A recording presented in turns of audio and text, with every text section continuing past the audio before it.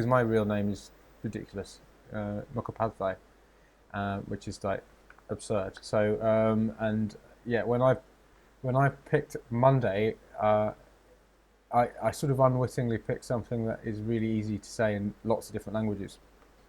Um, Yeah. that kind of I did a lot in Russia, and they always used to say it was so good that you picked that name because it's really easy for us to understand and remember. so Yeah, at that time, I didn't really approach this whole thing with really the marketing idea in yeah, mind, and I should have, you know. But anyways, enough should have. It is what it is, it is what it and is. we No, no, it's a very. have, I mean, it's not. In many ways, having a name which people are unsure of will make it stick in their mind a bit more. So, it's perhaps, yeah, yeah, and you know what? I think in the end, the name is somewhat irrelevant. yeah, I totally It's agree.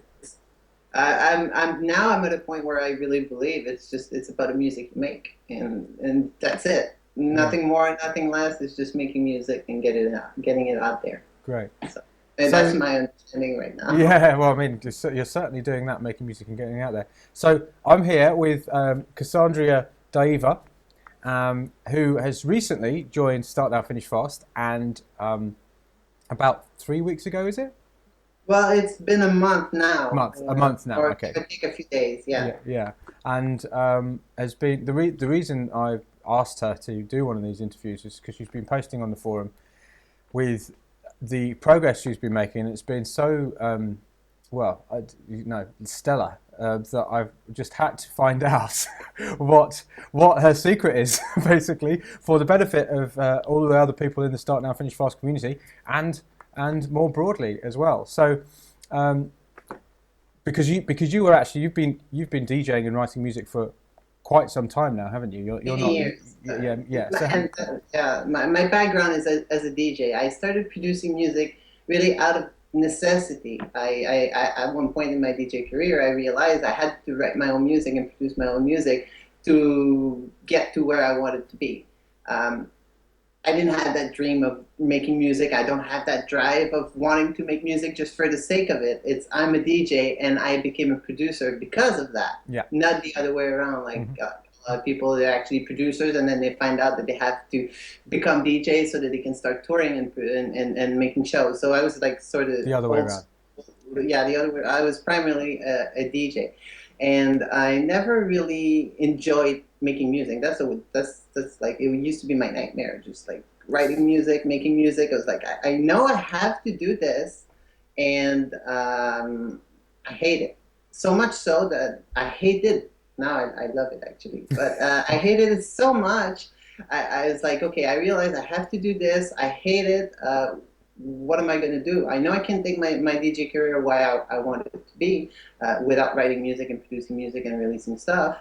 So what am I to do? I might as well just quit because I'm not going to stick to something I just don't like doing. Obviously, I mean, you can't just keep No. doing things that you don't like.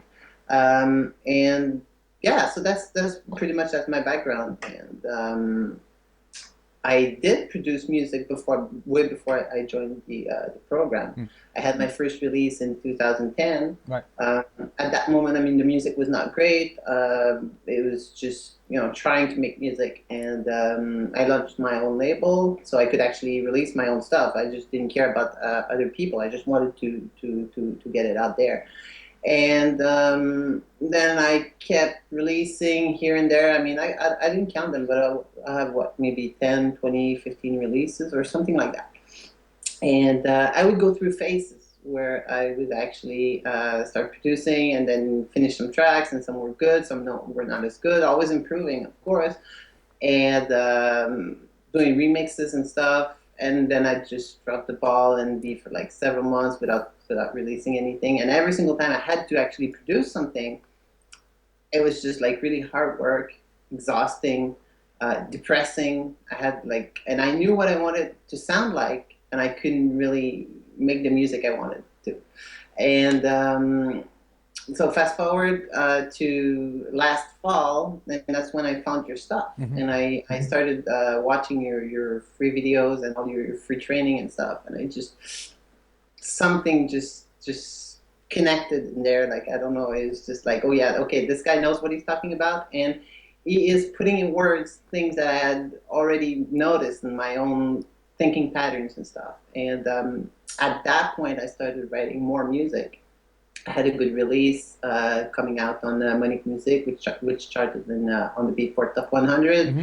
And then I started experimenting with other kinds of music as well. I wrote an album, and then I fell back into that phase of really wanting to do this, but then not quite being able to, and just going around and just overall being depressed about the whole situation. Hmm. And But can I just ask, at this point, so yes. back, just you kind of got your thing in the Beatport Top 100 and you did your album and stuff. By this point, were you really enjoying making music, or was No, it?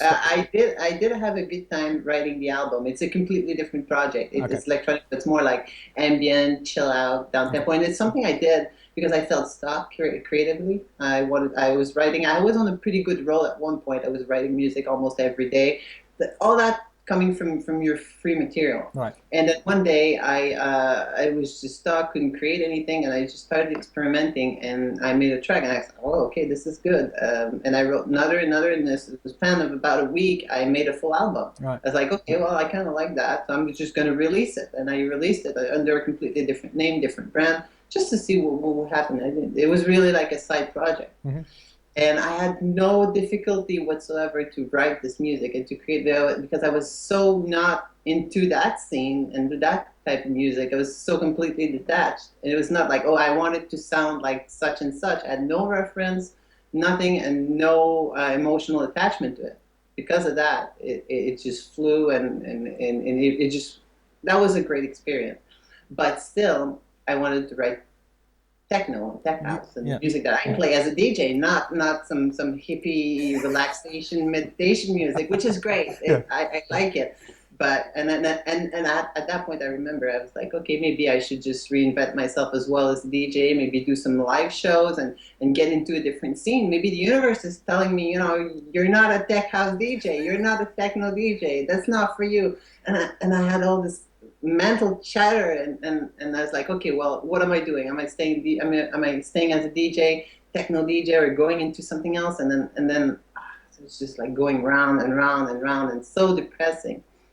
And I made a second album as well, which was much harder to make than the first one because now I had expectations and I knew that the first album was like this and I wanted it to Oh, be this. Yeah. just as good or better than the first album. And That second album is a night. My second album was like, oh dear. I tell you, a lot of what is in Start Now Finish Fast is a direct result of my experience of writing that second album. That was yeah. it was a tough one. Yeah. Anyway, go on. Well, no, and all this happened in what December, writing the album and launching the album and wanting to write the second album. That was like November, December, and January, and that's when I heard you tell your story of how you, at one point in your life, I remember you said that you were working at a cafe and you decided you were going to commit for 6 months to doing your music stuff like full time and like really committed to it and see where that would lead you. And I was really inspired by this. As I said, like, okay, I'm going to do this. Like I've been wanting it to happen for so long, but I want to give up, and then I want to keep going, and then I want to give up again. I'm like, okay, what I'm going to do is I'm going to decide and commit to doing 6 months full time, like really focused on it, and see if after 6 months, if I'm not getting anywhere, then it's just not me, not for me, and I give up. Like really, like, Yeah. but before I do so, I have to make sure that I'm really trying it as much as I can, like giving myself fully to the project. And roughly around the same time, that's when I made and it took, a few weeks, a few months to really like get the Yeah. process going. But then I said, okay, a month ago, I said, I'm doing this. I'm committing for 6 months. And roughly at the same time, that's when I signed up for Start Now Finish Fast. Not because I had made the commitment, but it was like it just happened. I made the commitment. I started working on my music, then watched some of your videos, and I was like, and then you sent a free 2 week trial That's right. promotion. I was like, okay, I'm that's it. You got me there. I was stubborn because I knew you were giving away so much free content. I'm like, I can figure it out on my own. I can figure it all out, and I did get a lot from the free content, but I was like, okay, I'm just signing up for the program. I want to learn as much as possible and really go through the whole training. Yeah. So that's how it happened, Uh, and that's uh, how I got well, to. and so well, there's a couple of things I just wanted to kind of point out because like people sometimes it's good to sort of focus on certain things you said that sort of jumped out at me. One is that you were talking about which I think is an absolutely gold, it's gold, is the idea of detaching yourself from the mute. So that album you made that you had absolutely no emotional attachment to, you were detached from it, and as a result, it really flowed. It just came out, and you wrote it within a week, and that is something I think that one of the reasons that Start Now, Finish Fast gets such great results is because it is about creating that sense of detachment, even though you're not actually detached from, the kind of music you really want to write. So it's about ways of creating that space between what you're doing and your feelings about what you're doing. So that's one of the things I noticed. So, for anybody who's struggling to finish music or even isn't struggling to finish music, because you finished a lot of music. I mean, this was the other thing I wanted to point out was that you had finished a lot of music and by many people's estimation would be considered to have been successful, being very successful. You had a release in the top 100 of Beatport, and the top 100 of Beatport is of every genre of electronic music, not But just. don't get me wrong, it was in the top 100 in the techno genre. Okay. So But in the techno genre, still, and it was there, yeah, yeah, yeah. and yeah, a lot of my friends had been pointing out to me like, well, you're doing good, you're doing great, and you're playing like all over the world, and you're really and stop beating yourself up, and you're doing good, and it was not just not good enough for me. I knew I had so much more potential, Mm. and I knew there was just a gap between what I wanted to do and what I wanted to make, and what I was doing, Yeah. and I wanted to close that gap. I mean, And one of the things that because I coach all sorts of people, some who are like who would most people would describe if they got it sorted. You know what I mean? They're there. They've made it. I can guarantee you, every single one of those people continues to have that feeling. It's the gap. So if there's a gap between you and what you think you can achieve, as you get better and better and better, the gap just goes further and of further away. course, It's like you can never reach that. It's the horizon. You can never reach the horizon because there's always another one. You ascend the mountain, and at the top of the mountain, you're like, I've made it. And then you look up, and then there's another mountain even bigger behind it. That is what happens. So, you kind of never make it. So it's all about the journey more than it is about the destination, although the destination is helpful in terms of getting it. Anyway, sorry. So that was something I wanted to point out as well, is that it doesn't matter where you are on your journey. This kind of thinking helps. Basically, it really kind of helps you get to the next stage. So you'd made this commitment. I mean, that is making that kind of, okay, this is it. I'm now going to give it a go, and if it doesn't work after, I mean, it's really good having a specific length of time, because that's exactly what I did, because it gives you a kind of, it's something you can hold on to. So, and you signed up for I was persuasive enough to get you to sign up for the program, and a month ago now. Then what happened?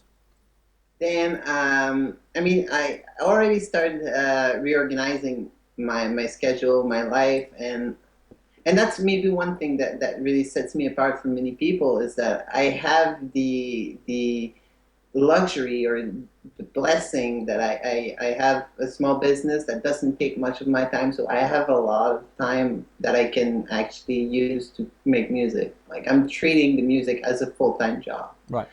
I get up in the morning and I start writing music, and it's like 8 to 12 hours a day because this is my job for 6 months. And then everything else is on the side. Everything else, even my main income right now is like a part-time thing. I'm quite good at lifestyle design, so I decided to arrange my life in a way that would allow that. Um, so I had sort of started doing this before I got into the program, and getting in the program, I said, well, okay, I guess I'm sort of going in the right direction here, and the program really helped me to get the focus, and just a couple of small things that really like it clicked, and basically I make music. Like there's not much else to be said about it except that I sit in front of the computer and I do it. At first, I mean, it seemed quite difficult. As I said, I didn't like doing this, but I had already started the idea of just 30 minutes a day. That's all there is to it, like 30 minutes a day. And then that 30 minutes turned into an hour, 2 hours, 5 hours, 12 hours, can't stop. Now I find that, okay, I gotta stop. Like, and I know I could keep going. I'm at a point where I'm writing 2 songs in a day, and I'm like, okay, I want to start a third one. Well, maybe I should wait tomorrow. And and that's it. And I find that it's getting easier and easier just to do it. Now I'm away, I'm doing something else, and I just want to get back into it. I'm like, I want to make music, and that alone is just it's. I don't know. Like we could. I don't know how you manage to write a program that lasts 6 months. Like seriously, there's not much to be said about the fact that you just need to sit down and write music. And I had some of my friends listen to my stuff and like, wow, you've become a machine. Your music. And I had one guy say that. I had one day 2 people said the same thing to me in the same day. Like, you're a machine. I'm like, no, I'm just writing music. It's all there is to it. Sit down and start doing it, and Yeah. you'll definitely get somewhere. Mm. Mm. And it's been amazing. I mean, now I have a blast writing music just because. I'm now that I know that I can make good stuff, so to speak, or stuff that at least that I like and that I would want to play, then I know I can do it. So I have no doubts. I just sit down and well, some days, yeah, it's a little crappier, and so what? I just finish it and then looking forward to another one.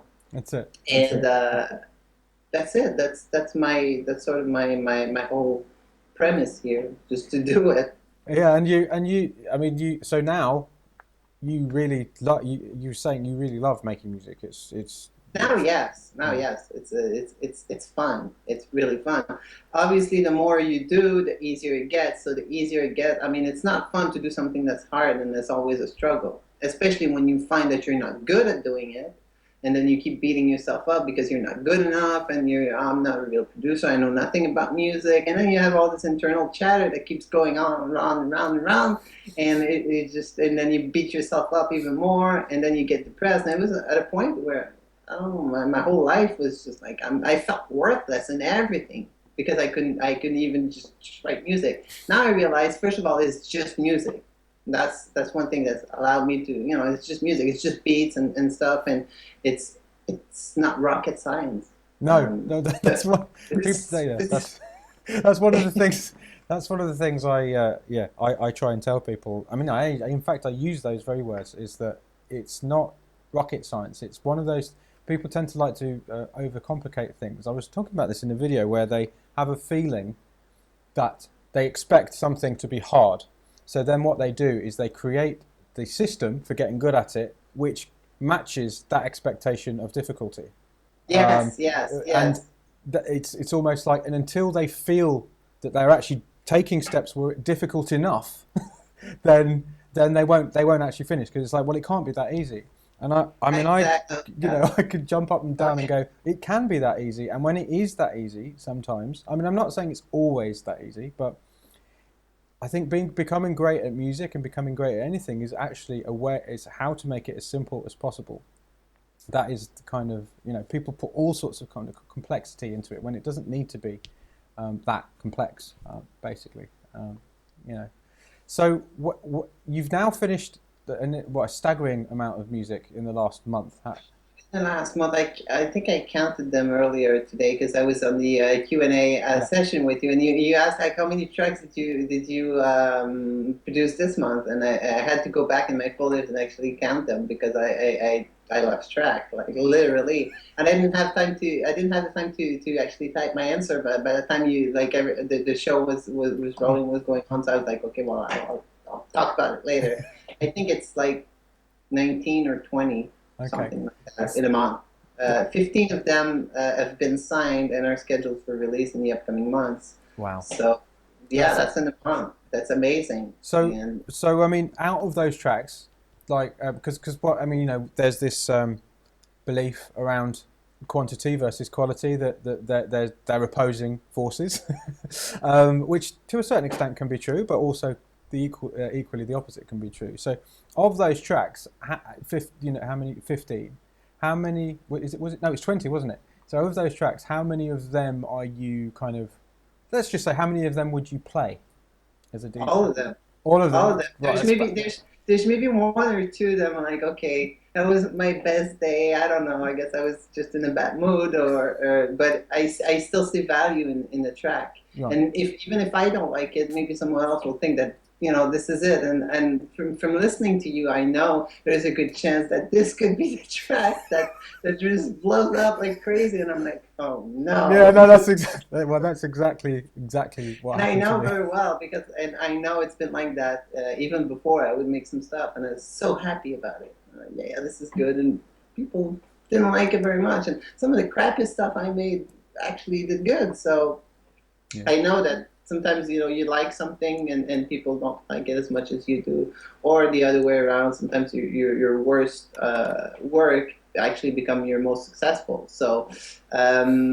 But in the first 15 tracks that I made, like I had the opportunity, and the label wanted all of them. So I'm like, okay, well, take all of them. I don't see a problem with that.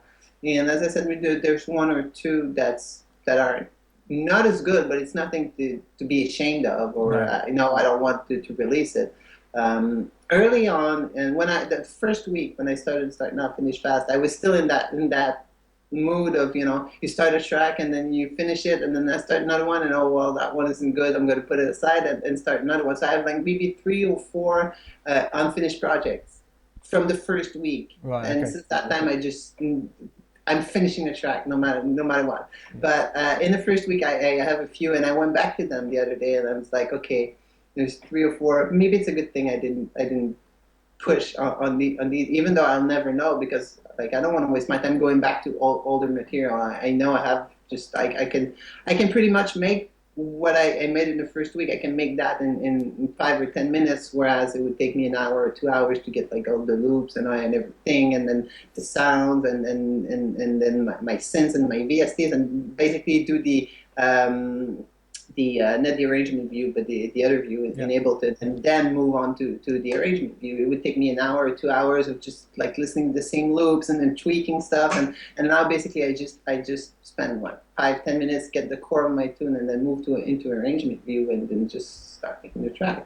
I made one in an hour and a half or something the other day, and it came out great. Like love it. So what I mean, And that's what. Sorry to interrupt, but that's when I realized I'm still struggling with that idea that it cannot be that easy. I was like, okay, there's got to be something wrong with the track, because it can't take just like, it's not fair. Like it's not fair. Like people spend months and months and months. They're still working on the track, and I'm like, okay, it's been an hour and a half. Surely it's gonna be crap.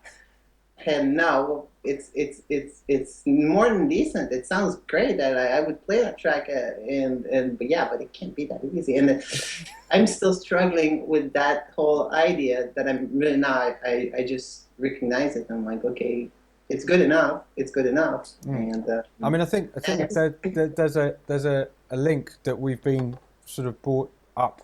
I mean, there's lots of different reasons for it, but one of the reasons is that we're told from a very young age that hard work equals good, and working hard equals a virtue.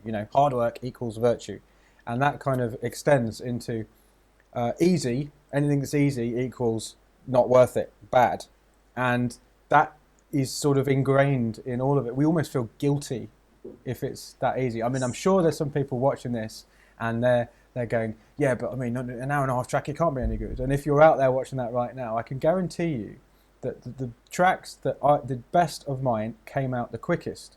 So, and I'm not saying this is always the case, but 99% of the time came out the quickest. And as a result, if you make tracks fast, then you tend to make better tracks. It seems to be the case. I mean, it's not always the case, but the thing is, when you're making tracks fast, you make a lot of them. So even if half of them or 3/4 of them or even 90% of them aren't very good, you're still going to get to the good ones, if you see what I mean.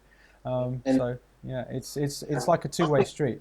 Make tracks fast and it'll come out better. Plus, on top of all of that, you'll get better much quicker as well, because you'll finish the whole process. There was actually one thing you wrote on the forum, which I was really interested in, where you said that you never know how good a track is until you finished it, because until you actually finish it, because that's I think a mistake a lot of people make. So can you tell people about that? You said that you were going to not finish something and then you decided to finish it, and just explain what happened with that track. Yeah, I was working on a track, and sometimes you kind of get stuck, or you really get bored with the song, with the track, and you're like, well, this is, you're feeling it, and all of a sudden you're like, nah, no, this isn't getting anywhere, and this sucks, and then you really start really negative thinking about the track, and I almost went and like, okay, I'm going to start another project and just put that one aside, knowing that if I do that, I probably will never get back to it, or I might get back to it later and tweak it. But I didn't want to do that. I just wanted to get it done. So I took this as a sort of an experiment, just like, okay, I'm going to make it as fast as I can and see what comes out of it, and don't worry too much about it. It's probably going to be crap anyways. And I started tweaking it, and I finished the track. And listening to it afterwards, I was like, okay, well, it's good. It's not one of my best ones, but it's good. It's better than it would have been if I didn't finish it. Yeah, for sure. It would have been no good at all because it wouldn't have been finished. So and you never know. Yesterday I was working on another track, and I sort of had that same thing happen. I'm like, well, this isn't, and I pushed through that phase, and then inspiration came back, and the track came back together, and it sounds really good. So you never know what's going to happen. If you put it aside, it's not going to get anywhere for sure. It's like if you don't try something, you won't know if it'll work. Well, same principle applies here. As if you're not finishing the track, how can you tell it's a crappy song? It's not finished. Yeah, there's that famous Wayne Gretzky quote: "You miss 100% of the shots you don't take." And it's like 100% of the tracks you don't finish aren't anything. Yeah.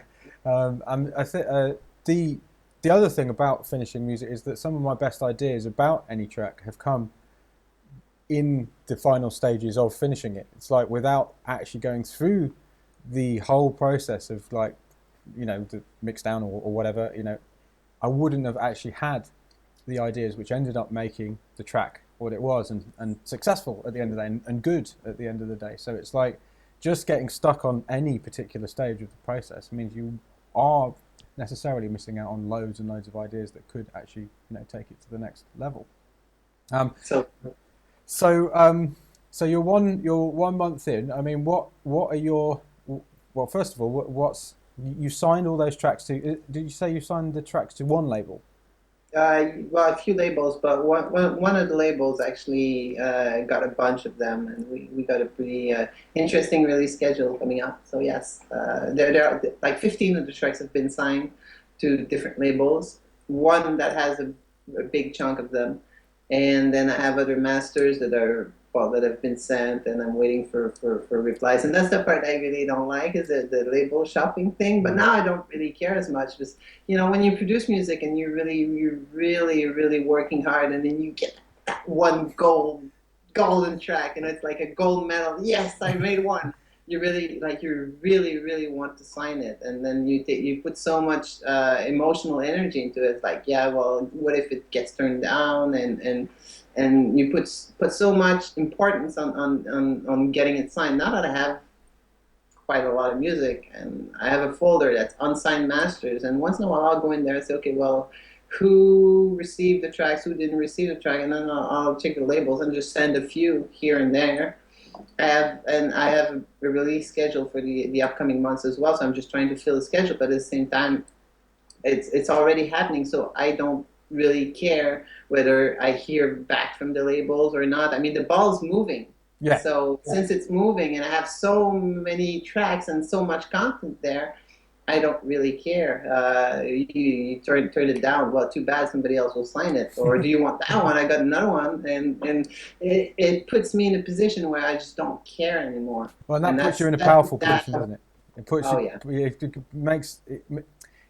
people pick up on that energy when they know that someone's not so Yeah, desperate, if you know what I mean. So if you, absolutely. you know, if you've got a lot of music and you're still producing a lot of music, it's like each individual kind of answer is less important to you as an artist, and that means that you can start to really shape your career and pick and start to pick and choose.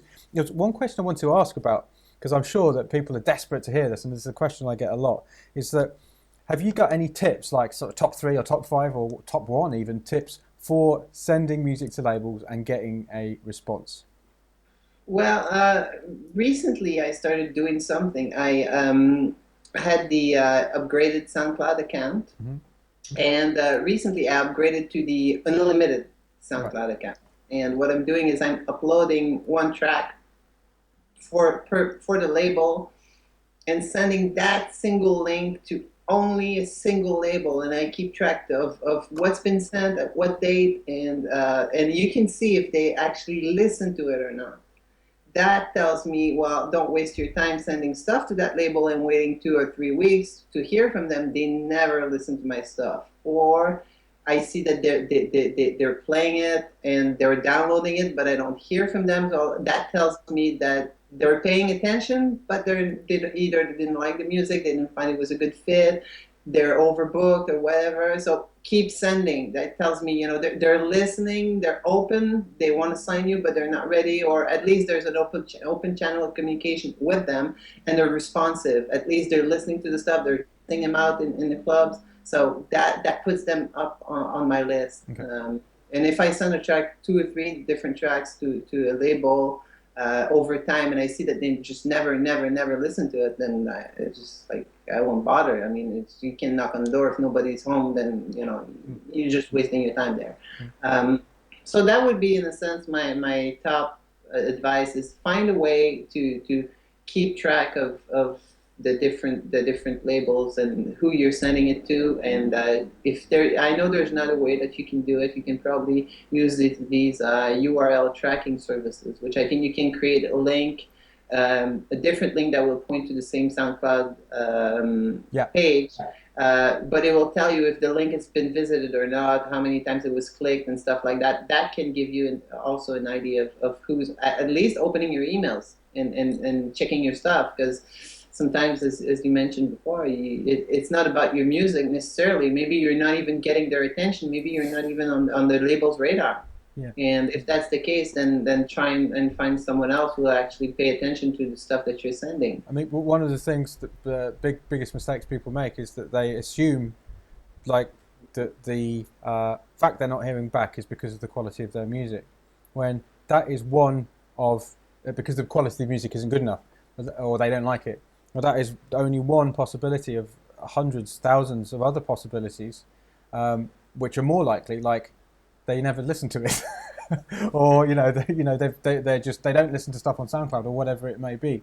So making that assumption it's crazy really, because I mean it makes sense, it's understandable, but it's such a you've got to know. I mean, if you know, as you obviously do, that they are listening to it and not getting back to you, but they are listening to it and downloading it, and they're listening to the next one. That gives you some really great information that they're interested, but maybe this wasn't the one for you. Do you ever follow up with them at all? Like if they No, I don't. Like sometimes I will.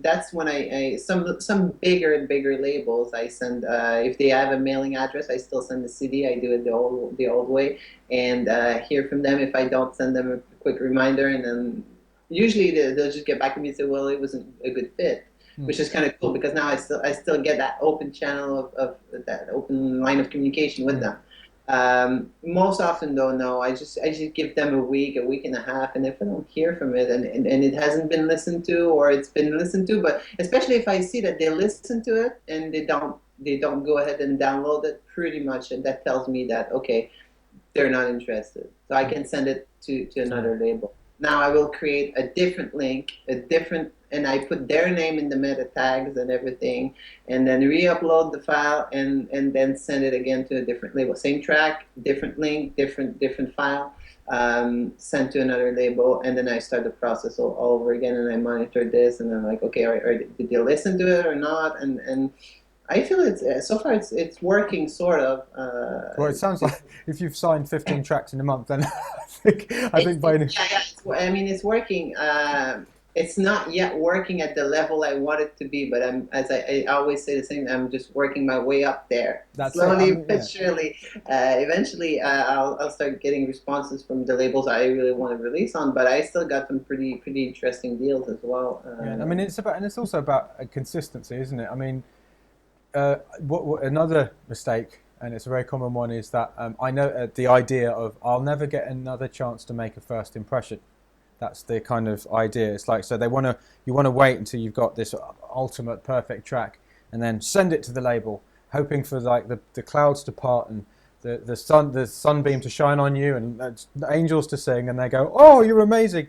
But that's not really how it works. Because if you think about that, every label, especially the bigger labels, the amount of music they must get sent must be absolutely enormous. And most of these bigger labels, the differentiating factor, one of the differentiating factors is going to be, is this an artist that we can work with and develop over a long period of time? Is there a kind of value there? And if they get just one track and then nothing, then, because there are lots of great tracks out there, there's a lot of great music out there, but if they get one track and then nothing, don't hear anything else, then just imagine it from their point of view. They're going to be like, well, you know, you know, this person might only have one good track in them, or have given up, or whatever else. But if they see consistent music coming their way, which is getting better as well, then it's obvious who they're going to go for, isn't it? And you're actually building up. You know, they start to recognize you and start to remember you and saying, oh, this guy, this girl, this guy, this person is doing, you know,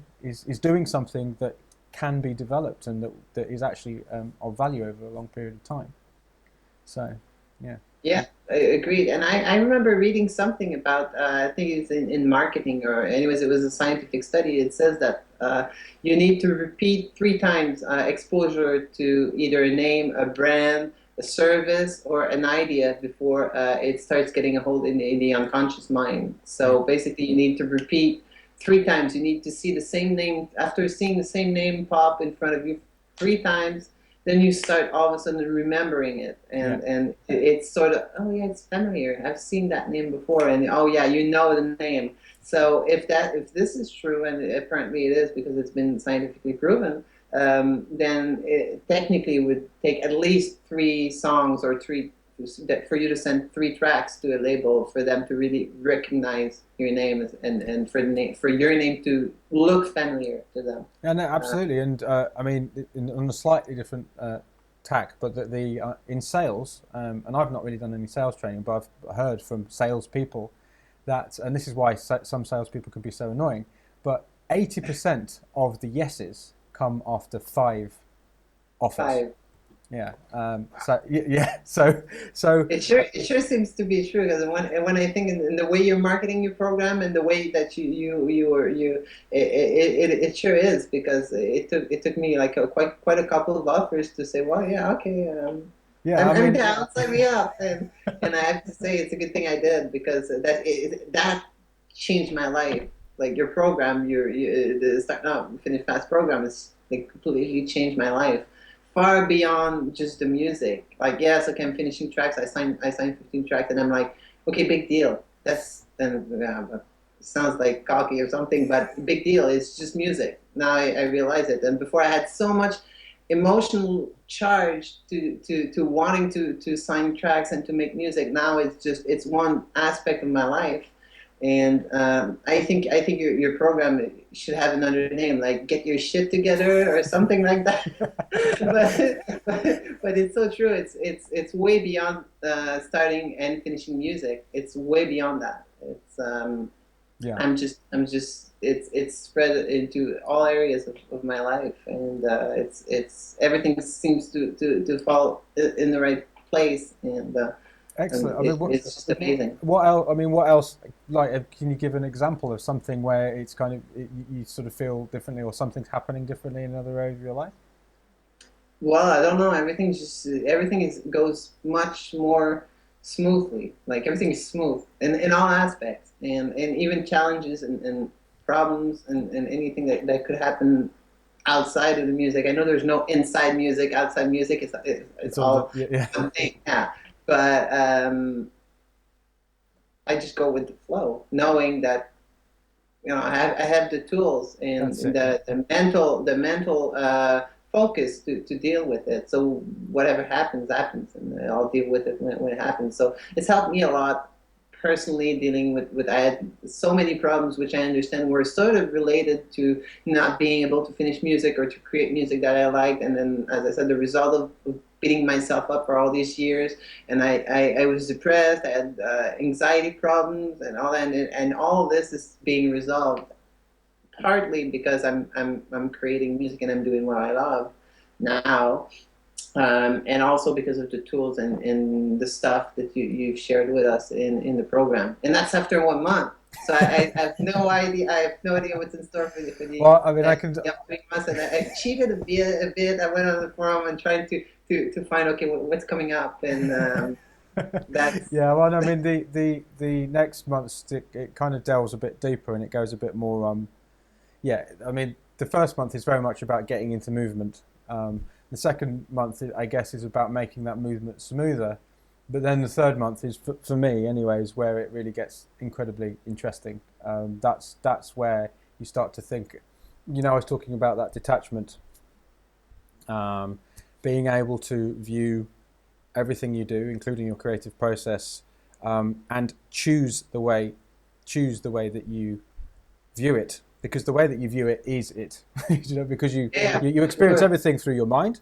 Everything you in the world you experience through your brain. So in a sense, your kind of perspective is your reality. So if you change your perspective, you kind of change the way that things are, and that is incredibly powerful because to a certain extent, you can actually choose to see whatever situation in whatever way you want it. So that's where it kind of, for me anyway, gets really interesting. But it's like the first 2 months you sort of need those kind of building blocks. You need to be in action to actually be finishing music in order to experience the sort of the next bit. So thank you so much for this, Cassandra. It's been absolutely brilliant. Where can people hear your music? I'm really excited for people to hear all this music you've been making. Yeah, well, actually, all the stuff that I've been making since joining the program is obviously not released No? yet. I may put a few snippets and previews on my SoundCloud, so if you just go to my SoundCloud and type Cassandra Deva, or go to my website, which is cassandradeva.com.